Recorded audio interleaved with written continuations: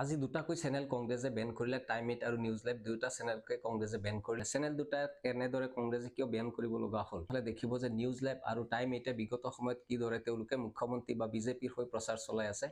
বিৰোধী পক্ষক তেওঁলোকে যিখিনি স্পেচ দিব লাগে, জেগা দিব লাগে, সেইখিনি তেওঁলোকে দিয়া নাই। তেওঁলোকে কেৱল বিজেপিৰ হৈ প্ৰচাৰ চলাই আছে। মুখ্যমন্ত্ৰী টুলুঙা মন্তব্যবিলাক সজাই পৰাই ৰাইজৰ আগত প্ৰকাশ কৰি আছে। যেনে ধৰক বিজেপিলৈ কেনেকৈ বিধায়কসকলক আনিব পাৰি, বিভিন্ন ধৰণৰ বিধায়কৰ নাম মুখ্যমন্ত্ৰীয়ে প্ৰকাশ কৰিছে আৰু তেওঁলোকক প্ৰস্তাৱ দিলে বিজেপিলৈ গুচি আহিব, এনে ধৰণৰ কথাবিলাক সজাই পৰাই নিউজ লাইভে প্ৰচাৰ কৰি আছে। যাৰ ফলত হয়তো কংগ্ৰেছে ভাবিলে যে এইবিলাকে কংগ্ৰেছৰ ক্ষতি কৰিব, সেইকাৰণে কংগ্ৰেছে এনে ধৰণৰ চেনেলবিলাক বেন কৰিবলৈ তেওঁলোকে সিদ্ধান্ত ল'লে। কিন্তু ৰাইজে এই কথাটো বেয়া পোৱা নাই, ৰাইজে ভাল পাইছে আৰু চেনেলবিলাকৰ যি চটফটনিমূলক তেওঁলোকৰ বাতৰিবিলাক প্ৰকাশ কৰি আছে, সেই বাতৰিৰ তলত ৰাইজে গৈ মন্তব্য প্ৰকাশ কৰিছে যে কংগ্ৰেছে বেন কৰি ভালেই কৰিছে। কিন্তু এনে এটা সময়ত কংগ্ৰেছে চেনেল দুটা বেন কৰিব নালাগিছিলে, যিহেতু কংগ্ৰেছে এতিয়া ন্যায় যাত্ৰাৰ কথা কৈ আছে, ন্যায় পত্ৰৰ কথা কৈ আছে।